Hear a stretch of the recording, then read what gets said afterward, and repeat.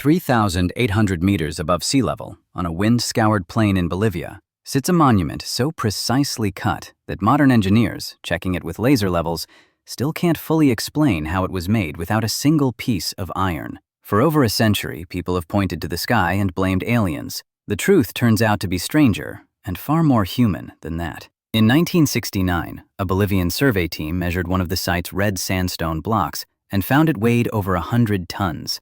Its interior angles cut accurate to a fraction of a degree, the kind of tolerance you'd expect from a machine, not a hand chisel. And then, mid-construction, the builders simply stopped. Blocks lie scattered exactly where they were abandoned, unfinished, as if the workers walked away mid-sentence and never came back. That single fact splits into three questions that will follow us through everything that comes next. Who had the knowledge to cut stone this precisely, at an altitude where the air itself makes you dizzy?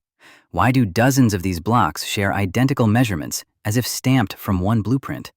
And why did the people capable of this vanish so completely that we don't even know what they called the place? But the strangest part isn't the stone at all. It's something archaeologists found hidden inside it, something that would take decades to fully understand. The site is called Puma Punku, part of a larger complex named Tiwanaku on Bolivia's Altiplano, a landscape so exposed that even standing still leaves visitors lightheaded. The blocks here aren't rough boulders, they're engineered components. Flat faces, perfect right angles, drill holes spaced with near-industrial regularity, recessed channels cut with a uniformity that has baffled visitors for generations. Some of the andesite blocks are nearly as hard as granite. Picture kneeling before a slab of that stone with nothing but harder rocks and time, expected to produce a surface so flat that light won't slip beneath a straight edge. That's the improbability that has made Puma Punku a magnet for wild theories for over 100 years. So the investigation starts where it always should, not with the stone, but with where the stone came from. Archaeologists traced the red sandstone to a quarry 10 kilometers away, but the harder andesite? That came from an outcrop across Lake Titicaca, nearly 90 kilometers off. Blocks weighing tens of tons, moved across open water, centuries before the wheel or any draft animal strong enough for the job existed in the Andes. Researchers, including archaeologist Alexei Vranich, who spent years mapping the site, proposed reed rafts, ropes, ramps, and enormous coordinated labor. The same kind of logistical genius that raised the pyramids or Stonehenge, just rarely given the same credit. But moving the stone only solves half the puzzle. What happened next is where things get strange again. Vranich's team ran an experiment nobody expected to work. Using only stone hammers and abrasive grinding, sand, water, patience, they reproduced the flat faces and sharp angles once assumed to need something far more advanced, slow, unglamorous, entirely human. That cracked the first myth wide open, but it didn't explain everything. Because buried inside some of the H-shaped blocks was something that had nothing to do with hammering at all. Here's where the story turns. For years, nobody could explain the strange internal channels cut into certain blocks, grooves that served no decorative purpose whatsoever. Then researchers analyzed residue trapped inside them, and what they found didn't fit any assumption about pre-Columbian Bolivia. Traces of a cast copper-arsenic-bronze alloy, not hammered, poured. Molten metal, deliberately cast into precision-cut stone joints to bind blocks together like architectural rivets. A society with no iron, no wheel in any practical sense, was casting metal alloys directly into engineered stone. That detail alone forces a complete rewrite of what primitive is supposed to mean. It wasn't a lack of sophistication, it was a different sophistication entirely, tuned to different materials, solving different problems, and until recently, invisible to us. Archaeology only tells half the story. The people who built it are where this stops being a puzzle and becomes something closer to tragedy. At its height, between roughly the 7th and 10th centuries, Tiwanaku was one of the most influential states in the Andes, a religious and political capital pulling in pilgrims and laborers from hundreds of kilometers away.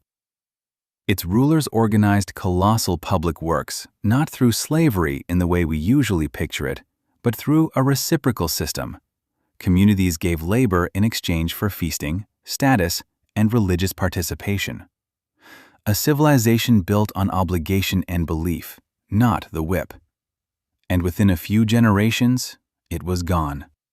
Lake sediment cores, studied by paleoclimatologists, point to a punishing, prolonged drought around the 11th century, severe enough to collapse the intensive raised field agriculture the whole society depended on. The people who could cut stone to a fraction of a degree could not out-engineer a changing climate. This wasn't a civilization that vanished into mystery. It starved, slowly, in plain historical view. Which brings us to the legends, because few sites on Earth have attracted more speculation than this one. In the early 20th century, the Austrian engineer Arthur Poznański argued, based on astronomical alignments, that the complex was up to 17,000 years old, older than agriculture itself. It was seductive precisely because the stonework looked too advanced for its accepted age.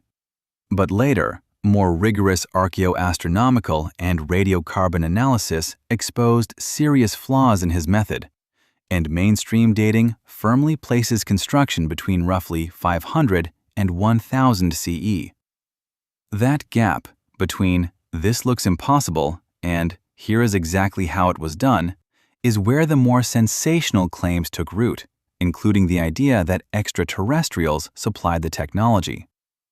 It's a compelling story, but it requires ignoring the unfinished blocks, abandoned mid-carve, still lying in the quarry today. Physical proof of human trial, error, and labor, not alien precision.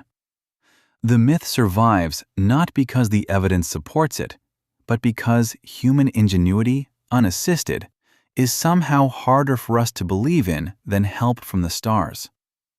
Zoom out, and Puma Punku stops being about one culture in one valley. It becomes a lesson in how thin the line really is between impossible and not yet understood. Every time modern observers have declared an ancient achievement inexplicable, the pyramids, Nazca, Stonehenge, patient archaeology has eventually uncovered painstaking, human, occasionally brutal methods behind it. The wonder doesn't disappear when the explanation arrives. It deepens, because the story shifts from magic to devotion. Thousands of people at oxygen-starved altitude grinding stone flat by hand for a belief system we can only partly reconstruct. Stand at Puma Punku today, and the wind still moves through gaps between blocks that were never rejoined after the site was abandoned mid-project. The precision is real.